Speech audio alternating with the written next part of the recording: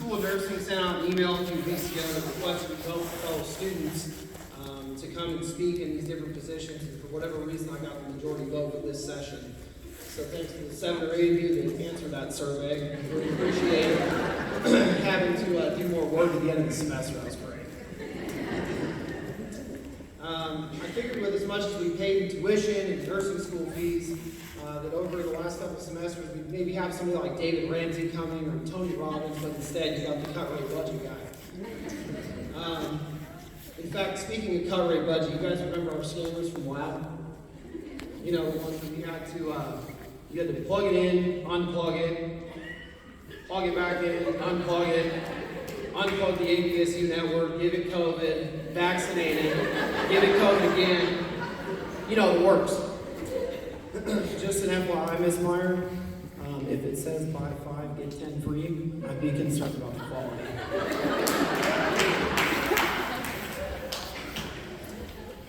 So just a heads up, this is not the proof that I gave the School of Nursing to approve. So before I go much further, I should probably introduce myself before I get kicked off the stage.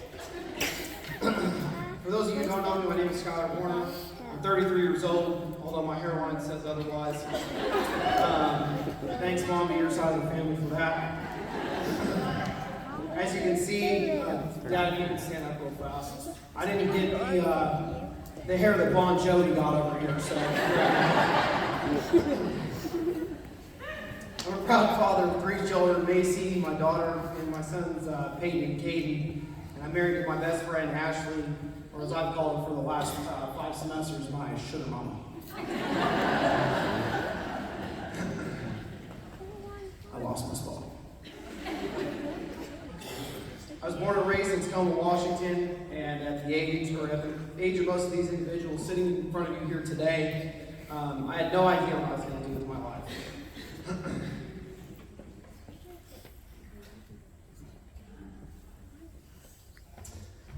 I married young out of high school.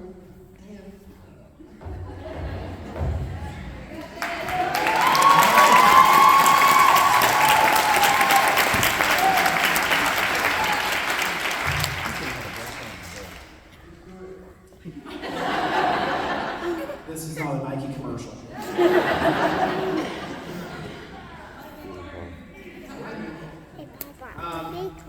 But anyways, at 20 years old, I lacked direction in my life. Something I wish I had as young as some of these folks here. So I just decided to join the military. I was a combat medic in the United States Army for almost 10 years on active duty service. Stationed at Fort Worth.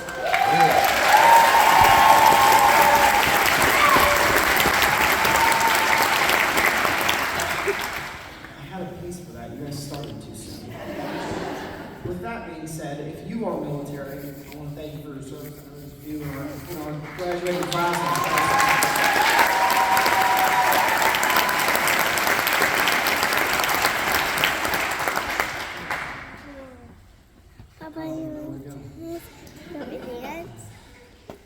Coming from the Army, I remember thinking to myself when I started this, I was like, I can do this. This is going to be a walk in the park. Yeah, I wasn't more wrong in my entire life. In fact, I don't think I could have picked something more strenuous to do with my life, following the Army, and choosing to go to nursing school. As if I wasn't already overwhelmed as overwhelmed as I was, leaving stable employment, now trying to entertain 3 kids, a wife, their schedules, her schedule, my new housewife schedule, whatever it was. For whatever reason, I decided to have a hold my beer moment, and I said, let's go to nursing school. The only thing that I could hear in the back of my head whenever I said I was going to go to nursing school was Red Foreman from That 70s Show. Dumbass.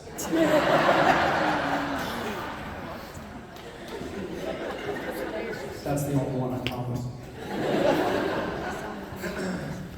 But nothing prepares you for going through nursing school, physically, mentally, emotionally, and there's no book on how to do it. It's like raising children. You learn as you go, and you just try to do the best you can. And especially for someone like me who has a family depending on you.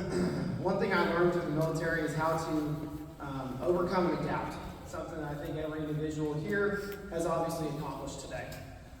At times we find ourselves at obstacles that we feel are immovable, things we feel we can't overcome.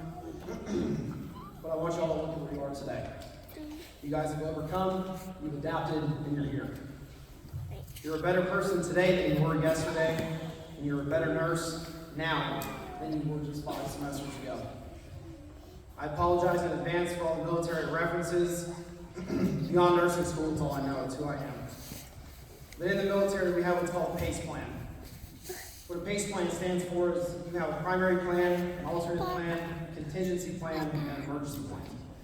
So essentially, there's 3 fail-safes to assist you in your primary plan so that in the unlikely event your primary plan doesn't succeed, you have 3 alternative routes, methods to accomplish your primary objective. My primary objective leaving the Army was to become a nurse. I had a boss at the time, his name was Sergeant First Class Faircloth, and I'll never forget the conversation I had with him. He found out that I was leaving the military, and he came up to me and said, "Hey," he said, "what are you doing, Sergeant? What are you going to do with your life?" I told him, I said, "I'm going to go to nursing school." And he looks at me, and I'm in the military at the time, so I told him I was going to be a nurse. He kind of was like, "Sure, okay." And he goes, "Okay, well, what are you going to do when that doesn't work?" And I looked at him and I said, "What do you mean when that doesn't work?" I looked at him kind of in the same manner I'd already been, and it was just confused by it. And he says, "Well, if you don't get into the program, what are you going to do in place of that? You need to have an alternative plan." So at this point, I knew where this conversation was going, referencing back to the PACE plan. And I said, "There is no alternative. That's what I'm doing. I'm going to nursing school. That's my plan." And he insists, and he says it again. And finally, at this point, I wasn't listening to him much anymore. At this point, I went from being the happy-go-lucky guy that most of these people know me to be to splitting off into a firecracker. And I'm not talking the green fuse that like you have time to like light, hold, and throw. Like I'm talking the gray fuse that like you might lose a finger. But either way, I just told him, I said, "Sergeant Faircloth," I said, I appreciate what you're doing. I know what you're doing. I appreciate all the mentorship you've given me," I said, "but I think we're going about this we're going entirely in the most inappropriate way about this." I said, "You're more concerned about what I do when I fail, with emphasis on failure, instead of finding a way to promote success in what it is I'm trying to do." Like I said, he had good intentions, he was looking out for me, but he started to place doubt in my mind. And I think that was the hardest thing for me, is that I started then questioning myself. And I really had to look at myself in the mirror and go, "Am I ready to do this?" So why do I tell you this? I tell you this because I want you to be in control of your own destiny. Under no circumstances, do not allow anyone to incite fear within you, create doubt, insecurity, or uncertainty. Don't let anyone dictate deviation in your plan. Set your bar high, keep your standards high, and pursue your dreams. You're always going to find speed bumps, roadblocks, walls in life that you're going to feel insurpassable. But it's up to you to have the mental fortitude to stand up. Stand up that 10th time. I'll tell you right now that when I was told in January 2019, on the 12th day, 3 months before I was about to get out of the military, I made it a point that I was going to finish nursing school. Just to prove a point to that individual that he should have had a little more trust in me. There's a lot of things that I'm going to miss for nursing school, but there's a lot that I'm